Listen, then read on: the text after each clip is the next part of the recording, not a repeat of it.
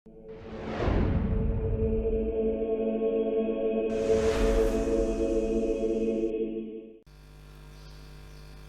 Ibu, saudara-saudari terkasih, seperti kata pengantar saya tadi, ketika kita sebagai orang beriman tidak mampu menjalankan iman yang baik dalam kehidupan kita, percaya dan berharap kepada Tuhan, dan mampu melaksanakan tindakan kasih dalam kehidupan kita, maka yang muncul ialah keburukan dan kejahatan. Keburukan dan kejahatan itu yang biasa kita namakan dosa, ya. Dosa itu kan muncul dari penglihatan, ya. Dari mata kita melihat, lalu kita olah lewat pikiran, masuk ke hati, lalu muncul melalui perkataan dan perbuatan.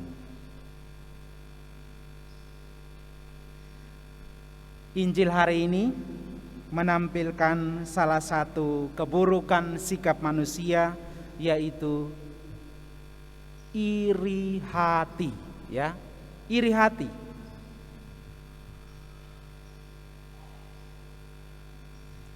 Saya ada sebuah cerita, sebuah kisah yang kiranya bisa menggugah kita. Ada seorang murid SD, anak SD, yang begitu mengagumi lukisannya, hasil karyanya. Saking bangganya dia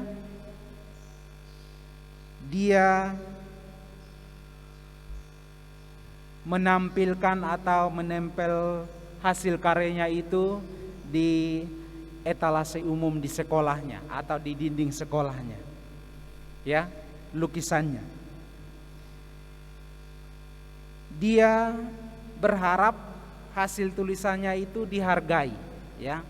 Di bawah tulisan lukisannya itu dia menulis, barang siapa menemukan kesalahan pada lukisan ini, mohon beri tanda merah, ya. Lalu dia pulang sekolah. Pasti dalam hatinya dia berharap teman-teman sekolahnya dia pasti memberikan penghargaan, penilaian yang baik, karena ia telah menunjukkan hasil lukisan yang terbaik.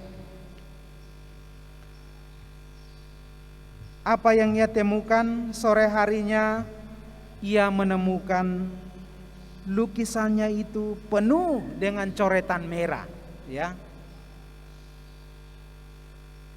Ini menandakan bahwa hasil karyanya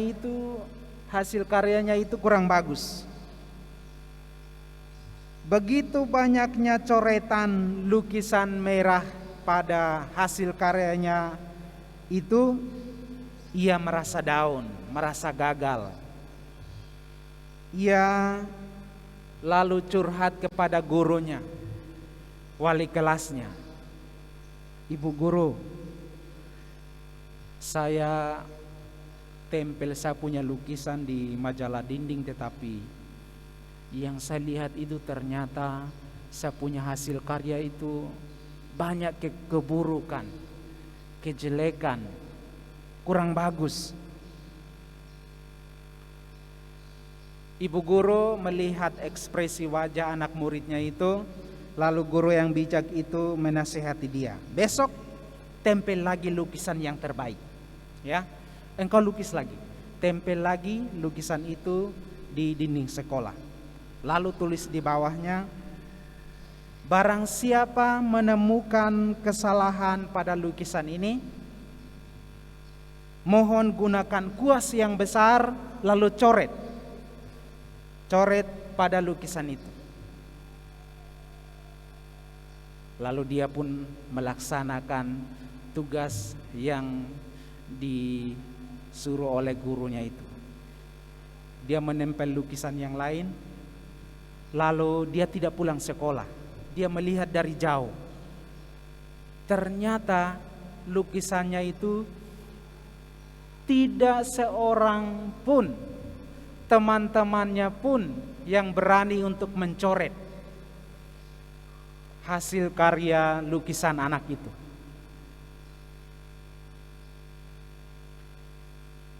Lalu dia pun kembali menceritakan pengalaman itu kepada guru wali kelasnya. Lalu guru wali kelasnya menjelaskan, menasehati dia. Orang yang mampu mencari dan menemukan kesalahan atau aib itu jumlahnya banyak. Tetapi orang yang mampu untuk memperbaiki, untuk kasih solusi, untuk kasih support yang baik, itu jarang kita temukan. Ya. Banyak orang hanya mengkritisi, ya.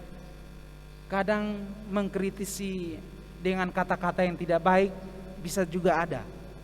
Tetapi dia tidak mampu untuk kasih solusi yang baik. Kalau dalam dunia medsos sekarang kan begitu, yang terjadi begitu. Kita tidak menampilkan kata-kata yang baik, perbuatan yang baik, ya. Dosa muncul karena ketika mata melihat, diolah lewat pikiran, masuk ke hati, lalu muncul dalam kata dan perbuatan. Pengalaman Yesus dalam Injil hari ini, ya. Ketika dia tampil membacakan kitab hukum Taurat di depan keluarganya, orang-orangnya sendiri, di kampungnya sendiri. Bukannya orang senang, orang kagum, tetapi orang mencela dia.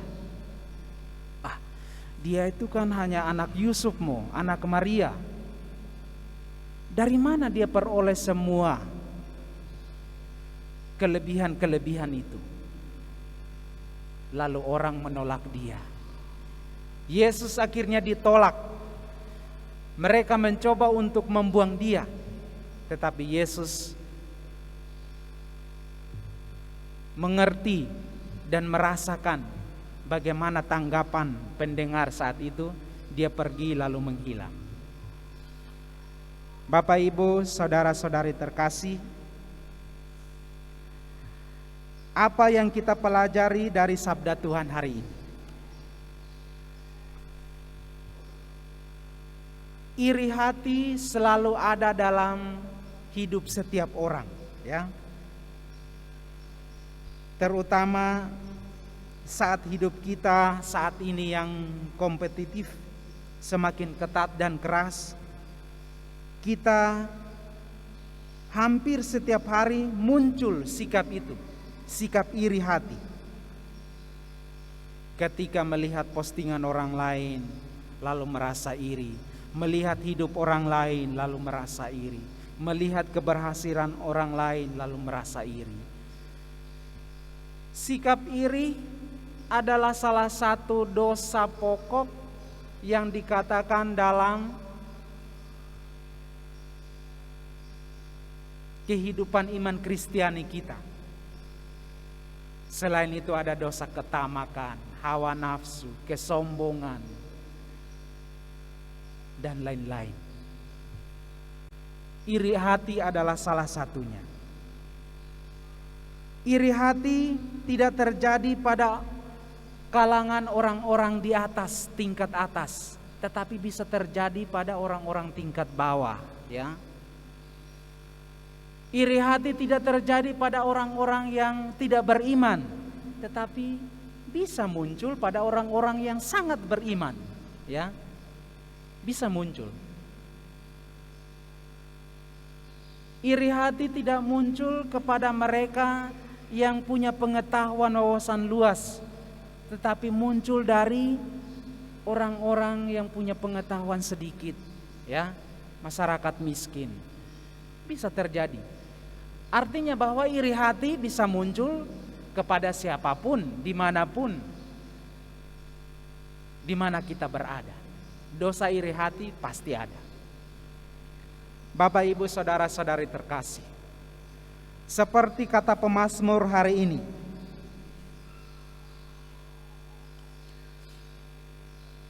mulutku akan menceritakan keselamatan yang datang dari Tuhan, ya.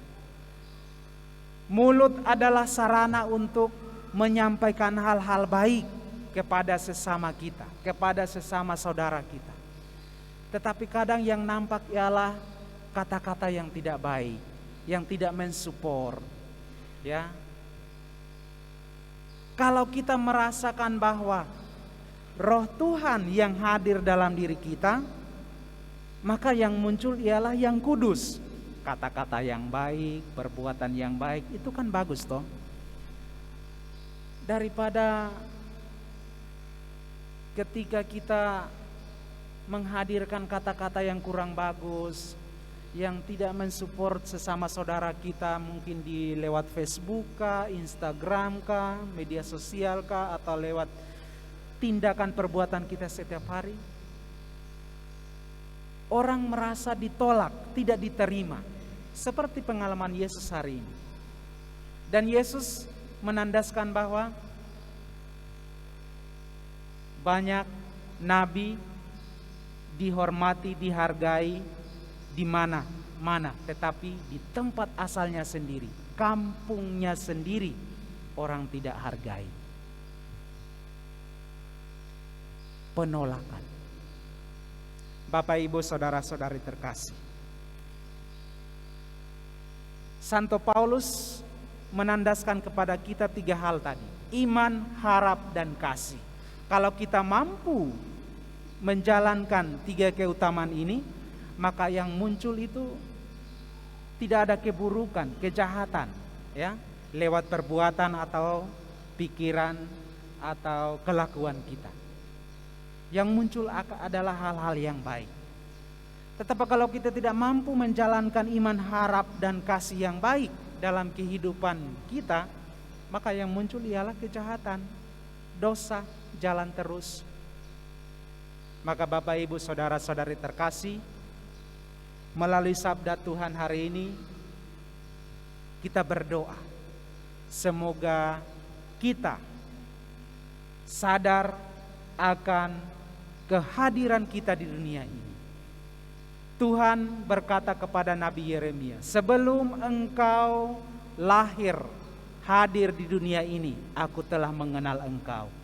Dan ketika engkau lahir, aku telah menguduskan engkau. Maka yang nampak, yang muncul haruslah yang kudus, ya, yang baik, yang elok. Itu kan bagus kan, untuk kebersamaan, persaudaraan hidup kita setiap hari. Kita berdoa, semoga dalam hidup kita mampu untuk menjalankan nilai iman yang baik, percaya dan berharap hanya kepada Tuhan, dan mampu menjalankan nilai kasih itu dalam perbuatan, tindakan kita di mana saja kita berada. Amin.